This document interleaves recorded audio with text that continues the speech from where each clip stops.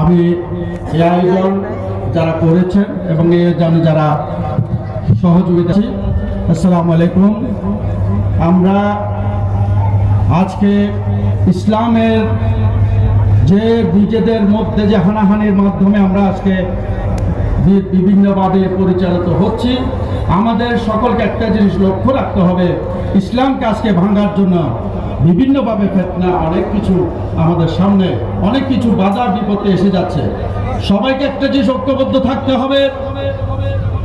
এই ইসলামকে যে আমরা যদি ধারণ করতে চাই, আমাদেরকে ঐক্যবদ্ধভাবে আমাদেরকে ইসলামের জন্য, ইসলামের যারা বিরোধিতা করছে, আমাদের মধ্যে ফিতনা করছে, তাদের বিরুদ্ধে আমাদের ঐক্যবদ্ধ থাকতে হবে।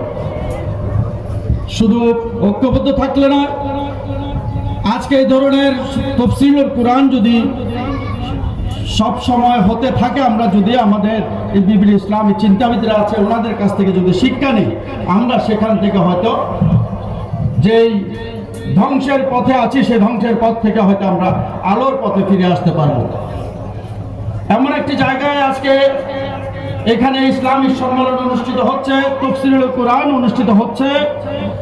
এখানে আজকের এই ইসলাম তাফসীরুল কোরআন থেকে এই এলাকার যারা বিভিন্নভাবে মাদক বা বিভিন্ন অসামাজিক কার্যকলাপ থেকে লিপ্ত আছেন, আমরা এই তাফসীরুল কোরআনের পক্ষ থেকে আপনাদের কাছে হাত জোর করে অনুরোধ করব, আপনারা সেই ধ্বংসের জগৎ থেকে ফিরে এসে মসজিদে আজানের সাথে মসজিদে ৫ ওয়াক্ত নামাজ পড়ুন এবং ৪০টা দিন পরে দেখুন আপনি আগে কি ছিলেন, আজকে আপনি কোথায় যাচ্ছেন।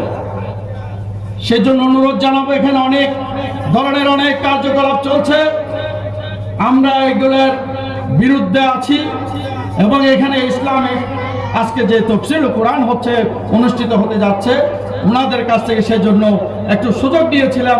এই ধরনের হয়তো সুযোগ হয়তো সামনে হবে না, তাই আমি যারা আমাকে এই সুযোগ দিয়েছেন এখানে দুটো সময় আপনাদের সামনে বলার জন্য, আমি কোনো ইসলামী চিন্তাবিদ নয়, আবার আপনাদের মাঝখানে এখানে একটা তাফসীরুল কোরআন অনুষ্ঠিত হতে যাচ্ছে, সেখানে আমি আমার অন্যদিকে বক্তব্য বা সময় নষ্ট না করে আমি আবার আপনাদের কাছে যারা আজকে এই আয়োজন করেছেন তাদের কাছে কৃতজ্ঞতা প্রকাশ করছি এবং তাফসীরুল কোরআন যেন এইভাবে যেন আমাদেরকে আমরা প্রতিনিয়ত প্রতিটা এলাকায় যদি অনুষ্ঠিত হয়, আমরা সেখান থেকে অন্তত পক্ষে আমাদের যারা আছে ধ্বংসের পথ আছে তাদেরকে আমরা আস্তে আস্তে হয়তো আমাদের ইসলামের দিকে, ধর্মের দিকে, নামাজের দিকে তাদেরকে ফিরিয়ে আনতে পারবো।